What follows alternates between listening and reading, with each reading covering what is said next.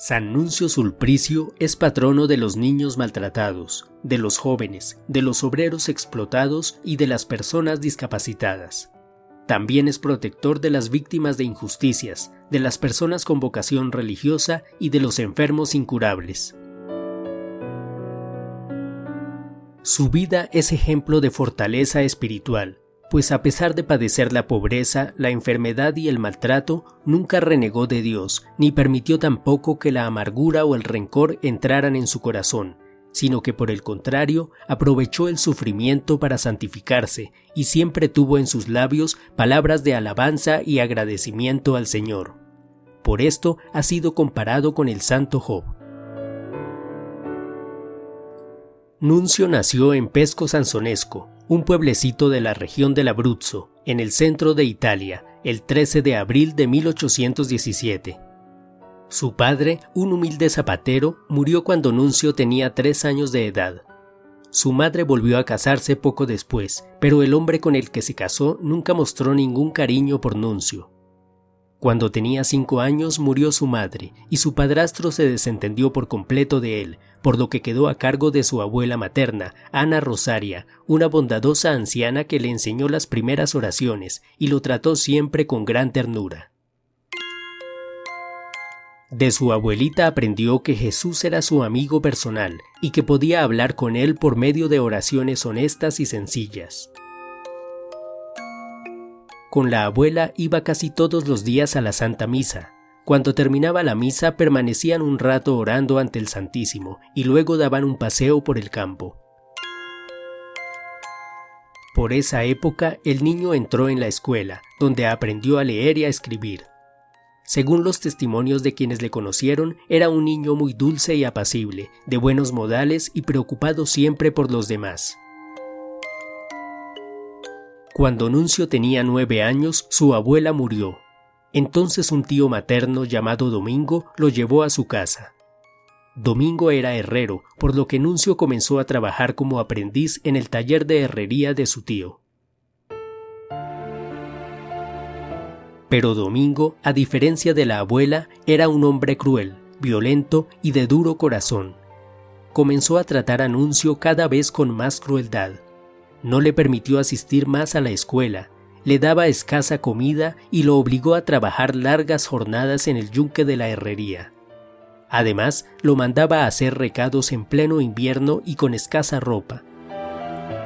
Cada vez que se irritaba por algo, le gritaba al niño groserías y maldiciones, lo insultaba y se burlaba de él. En varias ocasiones lo golpeó y otras veces lo dejaba todo un día sin comer. El pequeño, a pesar de todo, conservaba intacta su inocencia y recordaba siempre las enseñanzas de su abuela.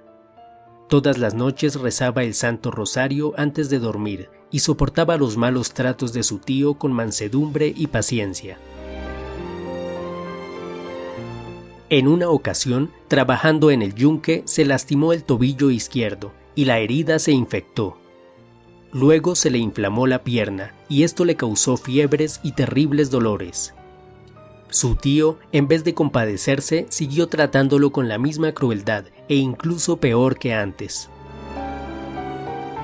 Como Nuncio ya no se podía mantener en pie para trabajar en el yunque, su tío lo obligó a permanecer en el fuelle de día y de noche. Para poder caminar tenía que hacerlo con una muleta. Un día comenzó a salir mucho pus de la llaga del tobillo, por lo que Nuncio decidió ir a una fuente cercana para limpiarse la herida. Pero una mujer que lo estaba observando lo persiguió con un palo, gritándole que contaminaría el agua con su asquerosa enfermedad. Entonces Nuncio se fue hasta un arroyo, donde se puso a rezar el rosario mientras dejaba que el agua lavara su llaga. Cuando tenía 14 años, enfermó tan gravemente que su tío por fin decidió llevarlo al hospital, donde tuvo que permanecer 3 meses internado. Los médicos le diagnosticaron una extraña enfermedad, una especie de tuberculosis ósea, y como la enfermedad no fue tratada a tiempo, Nuncio quedó minusválido de por vida. Cuando regresó a casa de su tío, este lo mandó a la calle a mendigar, pues a causa de la enfermedad no le podía ayudar más en el taller. Por algún tiempo, Nuncio vivió mendigando en las calles junto a otros niños abandonados, a quienes les enseñaba las oraciones que había aprendido de su abuela y les compartía lo poco que conseguía para comer. A pesar de todo, no conservaba ningún rencor contra su tío Domingo, por quien ofrecía muchos de los rosarios de cada noche. Tenía un crucifijo de madera que siempre contemplaba con tierna sonrisa, y meditando en la pasión de Cristo, adquiría la fortaleza para sobrellevar el sufrimiento.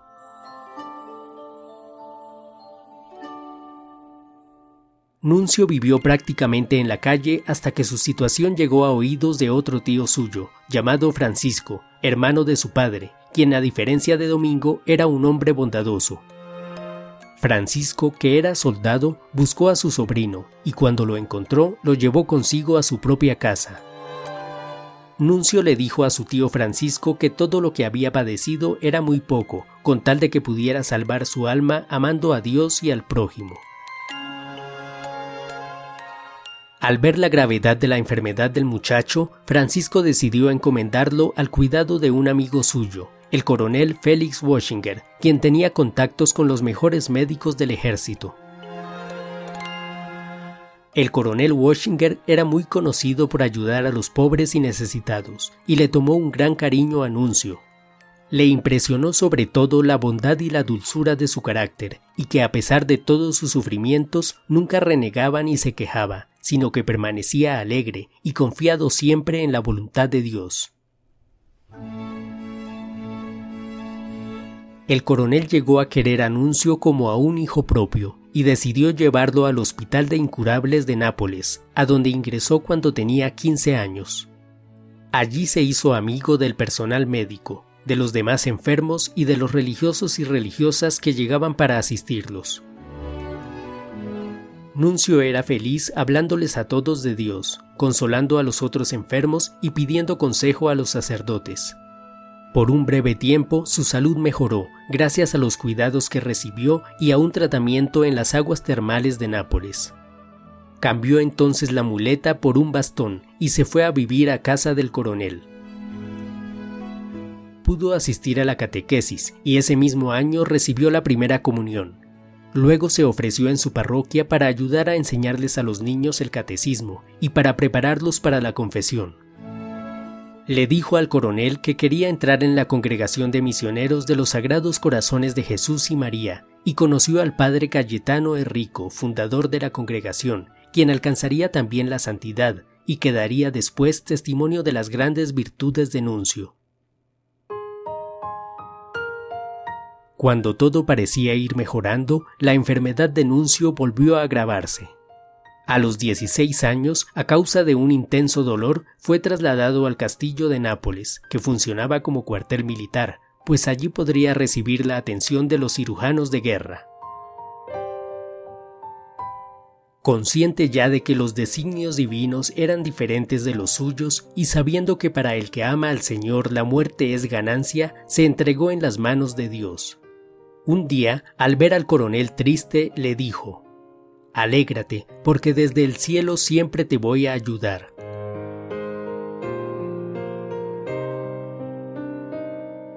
Durante ese tiempo quiso llevar en su soledad la vida religiosa que no había podido tener con los misioneros. Entonces planeó una regla de vida espiritual basada en la oración, el estudio y la meditación, que observó con fidelidad y se aferró a la devoción de Nuestra Señora de los Dolores. Pedía frecuentemente que lo llevaran a la capilla, donde permanecía en amorosas oraciones ante el Santísimo. De allí salía más fortalecido y alegre. Por esa época obtuvo dones espirituales como el discernimiento de espíritus y entró varias veces en éxtasis místicos. Ofreció todo su dolor por la salvación de su alma y de las de muchos pecadores. Cuando tenía 18 años, los médicos detectaron que su pierna izquierda estaba gangrenada. Entonces decidieron amputarle la pierna para poder salvarle la vida, pero no pudieron hacerlo porque la gangrena avanzó demasiado rápido. Los meses que siguieron fueron de mucho dolor para Nuncio. Permaneció en cama, atormentado por frecuentes fiebres y dolores insoportables, pero siempre hablando de la esperanza que tenía de entrar pronto al paraíso. Finalmente, luego de una larga agonía, murió el 5 de mayo de 1836, con tan solo 19 años de edad. Ese día pidió que le pusieran un crucifijo sobre el pecho. Alcanzó a confesarse y recibió los últimos sacramentos. Sus últimas palabras fueron: «Mirad, qué hermosa es Nuestra Señora». Sus restos reposan en la ciudad de Nápoles. Los napolitanos, que tradicionalmente le han tenido una gran devoción, lo conocen cariñosamente como el Santito Cojo, y el Papa León XIII llegó a decir que Nuncio era el nuevo San Luis Gonzaga. El nombre Nuncio significa embajador, por lo que San Nuncio Sulpicio ha sido llamado embajador de la alegría de Cristo que nace en el corazón. Oración. Oh glorioso discípulo de la Eucaristía, Nuncio querido y venerado, acógenos entre tus devotos. Enséñanos a adorar el Santísimo Sacramento como tú lo hacías todos los días con amor y fidelidad, y pídele a Jesús que tenga misericordia de nosotros. Oh amado de Jesucristo, que tantas gracias y milagros has logrado de nuestro Señor para los que sufren en cuerpo y alma. Cuida de nuestra salud física, mental y espiritual. Oh glorioso Santo, enamorado de la Santísima Virgen María, protege nuestros caminos. Enséñanos a amar el rezo del Santo Rosario como tú lo amaste.